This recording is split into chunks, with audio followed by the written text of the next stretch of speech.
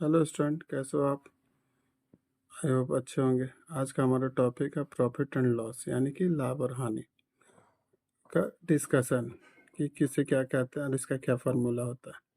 जैसे क्रय मूल्य यानी कि कॉस्ट प्राइस, वैसा मूल्य जिस पर हम कोई वस्तु को खरीदते हैं तो उसे हम क्रय मूल्य कहते हैं। जैसे कोई बुक है, उसको हम 100 रुपया में खरीदें तो 100 रुपया क्या हो गया? हमारा कॉस्ट प्राइस हो गया। उसी तरह विक्रय मूल्य यानी कि सेलिंग प्राइस, वैसा मूल्य जिस पर हम कोई वस्तु को बेचते हैं तो उसे हम क्या कहते हैं? विक्रय मूल्य कहते हैं या सेलिंग प्राइस कहते हैं।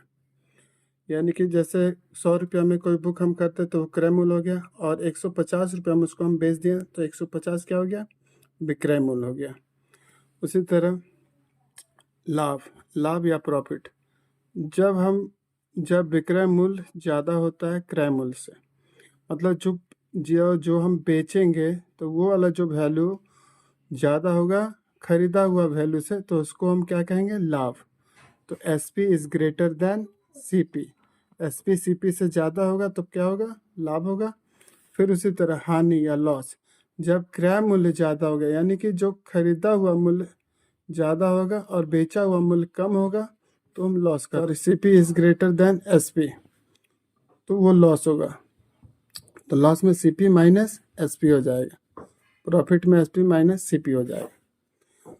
और सबसे ज़रूरी इम्पोर्टेंट फैक्ट, कोई भी लाभ या हानि जो प्रॉफिट और लॉस कभी भी निकाला जाएगा तो किस पे निकाला जाएगा? CP पर, यानी कॉस्ट प्राइस पर।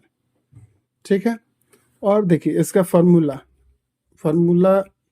जैसे देखिए गेन या लाभ कब होता है? जब SP बड़ा होता है और CP छोटा होता है, तो SP माइनस CP। हानि कब होता है? जब CP बड़ा होगा और SP छोटा होगा, तो CP में SP घटाएंगे। गेन परसेंट बराबर गेन बाई CP इंटू 100। जब लाभ प्रतिशत निकालना होगा तो लाभ बाई क्रय मूल्य गुना 100। उसी तरह जब हानि प्रतिशत निकालना होगा तो जो हानि जो होगा बाई CP और इंटू 100। ठीक है। तो मतलब लाभ होगा तो लाभ ऊपर में होगा, नीचे CP होगा। हानि होगा तो हानि ऊपर होगा, CP होगा, और 100 से गुना कर देना है। ठीक है। उसी तरह विक्रय मूल्य निकालना हो जब क्रय मूल्य और लाभ और हानि परसेंट दिया हुआ हो। जब विक्रय मूल्य निकालना हो तो फार्मूला क्या होगा? SP equal to 100 plus gain percent by 100 into CP। ठीक है।